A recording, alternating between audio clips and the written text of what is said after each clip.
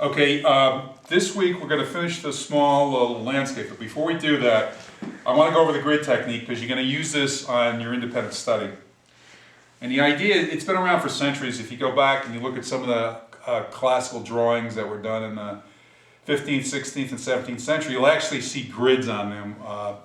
And this was used by artists like Leonardo da Vinci and essentially all the Renaissance, a lot of the Renaissance artists. It's very good for large complicated pieces, and I'm going to give you an example of something I'm doing right now in a couple seconds where I'm using the grid. It breaks a large piece into much smaller parts so that you can actually look at each part separately, particularly if you're trying to transfer something small to something large. What I'm showing you here is basically the general idea where I've got, say, a small photograph that's basically these are 1-inch squares. I've divided this photograph of this figure, which I'm going to show you in a few minutes. I divided it into 1-inch squares, so I've got five 1-inch squares across the top by 6 1-inch squares down, and I want to scale it up. And I want to scale it up to something that's roughly 1.5 times this size. So essentially, I'm using the same shape, that is a width to length ratio of the scaled up piece is exactly the same. And I've scaled it up so that it's roughly 1.5, that width to length ratio is 1.5 times the size of a smaller photograph.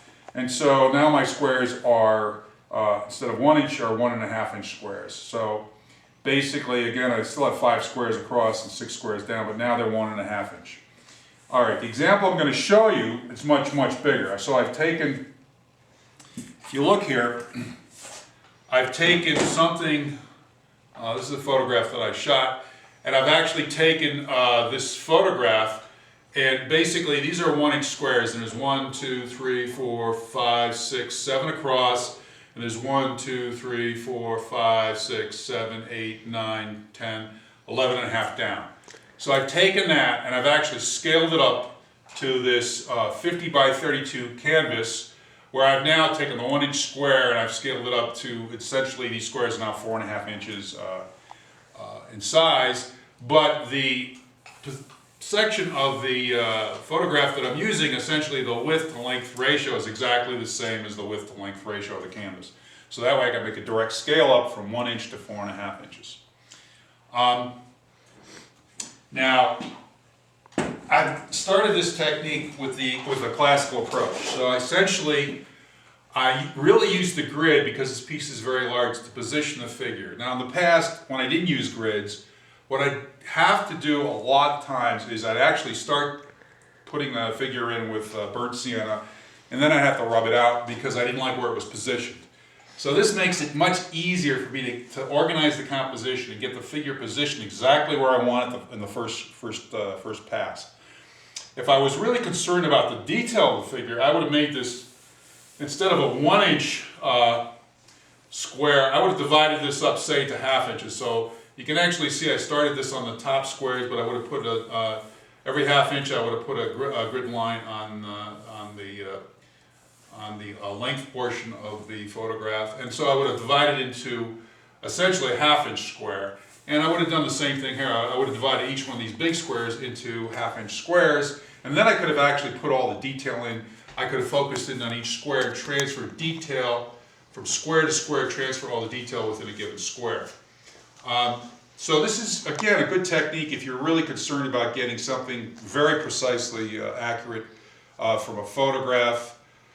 People actually, I've seen people use grids with actual live models.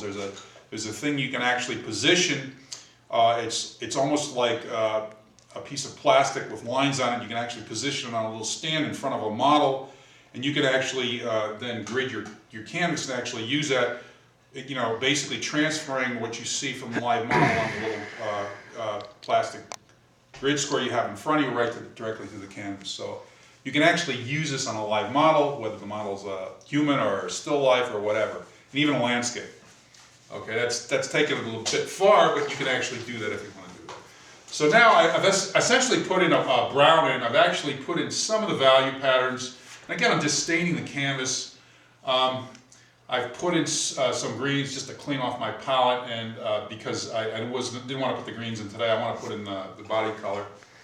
And the other thing I'm going to show you is you really want to get rid of these pencil lines as you build this thing up, because if you this is a pencil grid. If you leave that there without sealing it with essentially a charcoal fixative or pencil fixative, those lines could actually come up through the paint in time. So I'm going to actually scrub them out. And what I'm going to do that, I'm just going to take a nice big brush, real cheapo brush again. I'm going to use a little turpentine. I'm going to go into some red. Okay, and essentially I could scrub out these lines and actually sort of tone my canvas with something that will eventually become a flesh color.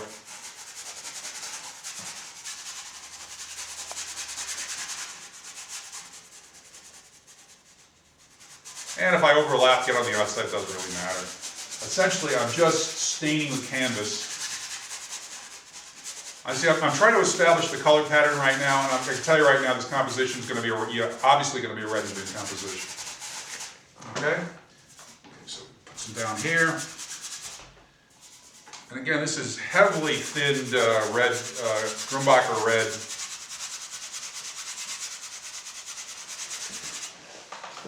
Okay, Grumbacher red with turpenoid. And again, you can see if I scrub hard enough, the pencil lines will start to disappear. And again, I'm just going to scrub out a few of them. You guys are working, I'll scrub out the rest of them. But this will seal them in and scrub them out. And that's just the thin down turpenoid and Grumbacher red. And you might say, well, why is your skin so red? Well, it basically really doesn't matter at this stage. It's just an underpainting. I want to get some idea of the color pattern of the essentially of the painting. I want to establish the drawing and the value and roughly the value pattern, the color pattern, right off the bat as fast as I can. So then, if I don't like the color pattern initially, I could change it very easily because this is really thin. That transparent paint. Okay, so you guys get the idea. All right, now I could go in and put some yellow in, make the flesh tone a little more closer to flesh tone, but that's not really essentially necessary at this stage of the game. I just wanted to give you an idea of how I start a larger, more complicated piece beyond the little still lifes and landscapes that we've been working on, where you can almost do it with direct painting, rather than doing the underpainting, which is basically the classical technique. Okay, cut it, Nick.